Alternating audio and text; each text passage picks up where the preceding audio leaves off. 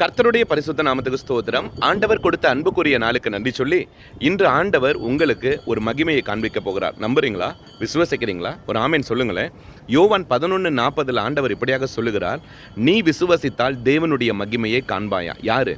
பக்கத்து வீட்டுக்காரங்க கிடையாது, மற்றவங்க கிடையாது. ஆண்டவர் உங்களை பார்த்து சொல்கிறாரு, நீ விசுவசித்தால். நீ விசுவசிக்கிறீங்களா?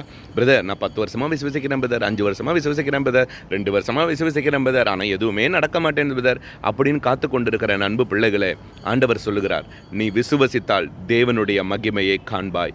அந்த விசுவாசத்தில் என்ன குறைபாடு இருக்குன்னு யோசிங்களேன்.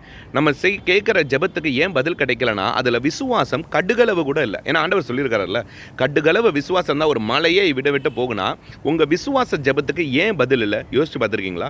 அப்போ அந்த இடத்துல உங்க விசுவாசத்தின் அளவு என்னவா இருக்குன்னா, கடுகளவு கூட இல்லை அப்படின்னா, அப்போ அந்த விசுவாசத்தை பெருக செய்யணும். ஆனால் உங்களை பெரிய லெவலில் பெருக சொல்லலை, கடுகளவாது பெருகணும். பெருகுமா? இன்னைக்கு அந்த பெருகத்தோடு நீங்கள் ஜெபிங்களேன், ஆண்டவருடைய மகிமையை காண போகிறீங்க.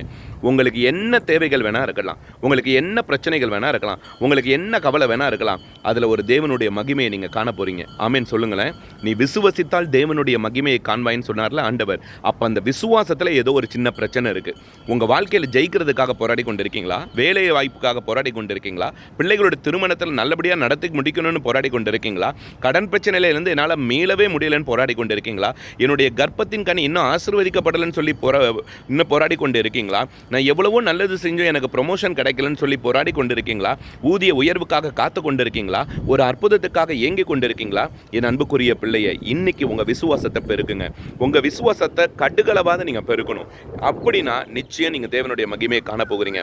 அவர் கொடுக்க கூடாத அளவுக்கு அவருடைய கரம் என்னைக்கு குறுகி போகவில்லை, நம்முடைய விசுவாசம் தான் குறுகி போயிருக்கு. என் அன்புக்குரிய தேவ பிள்ளைகளே, இன்னைக்கு ஒரு முடிவெடுங்க. ஆண்டவருடைய பிள்ளைகளாக நீங்களும் நானும் ஜெயிக்கணும். அவருடைய பிள்ளைங்கள்.